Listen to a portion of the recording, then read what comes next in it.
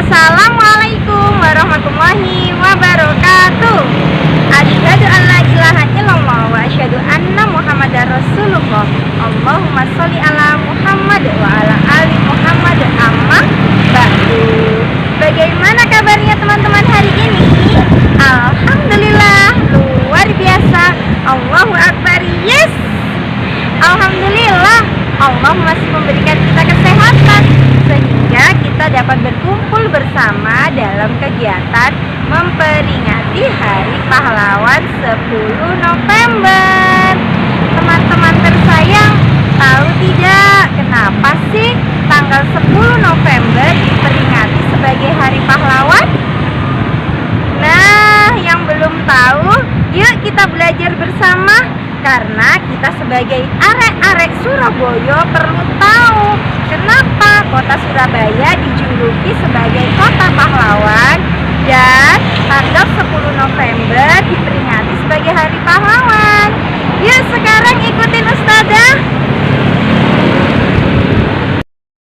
Halo, Ustazah Ayu sekarang berada di depan Hotel Oranye yang berganti nama menjadi Hotel Majapahit. Teman-teman, dahulu di sini ada koloni Belanda. Selama Belanda berada di Surabaya, mereka bertempat di Hotel Oranye ini, teman-teman. Setelah Insinyur Soekarno mengumumkan kemerdekaan Indonesia, beliau memerintahkan semua rakyat Indonesia mengibarkan bendera merah putih.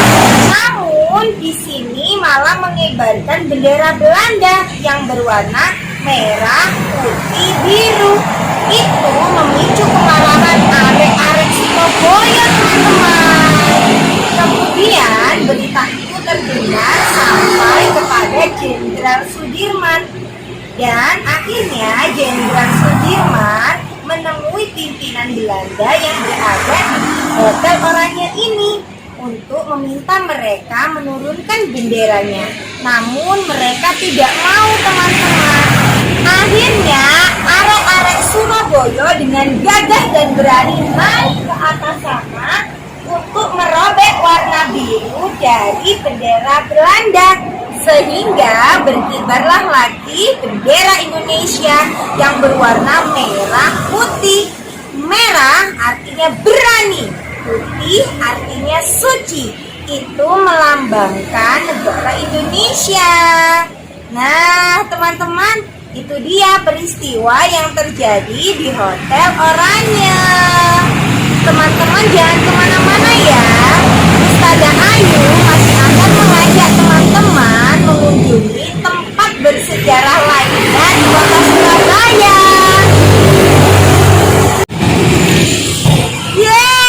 Ustazah Ayu sudah berada di Jembatan Merah. Dahulu sungai di Jembatan Merah ini menjadi jalur perdagangan nasional dan internasional untuk mengirim rempah-rempah. Bahkan di zaman penjajahan Belanda, jalur ini dimanfaatkan untuk mendatangkan amunisi senjata dari negara Belanda ke Indonesia. Kenapa di sini disebut Jembatan Merah? Karena dahulu terjadi peristiwa tewasnya pimpinan Belanda yang bernama Jenderal Malabi. Jadi, ketika Jenderal Malabi sedang melintas di daerah sini bersama dengan pasukannya, mereka bertemu dengan arek-arek Surabaya yang sedang berjaga di daerah ini. Kemudian terjadi kesalahpahaman di antara mereka sehingga memicu terjadinya adu senjata. Dalam peristiwa adu senjata itu menewaskan pimpinan Belanda yang bernama Jenderal Malabi. Nah, tewasnya Jenderal Malabi membuat koloni Belanda marah dan semakin ingin menguasai Surabaya.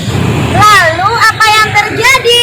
Teman-teman jangan kemana-mana ya, ikutin terus Ustazah.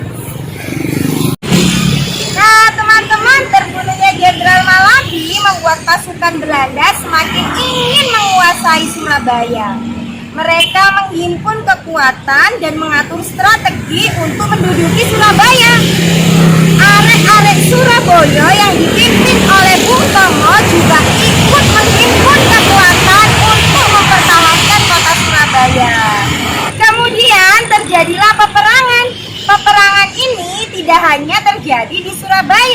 namun juga di beberapa daerah di Indonesia seperti Bandung, Batavia yang sekarang berganti nama menjadi DKI Jakarta.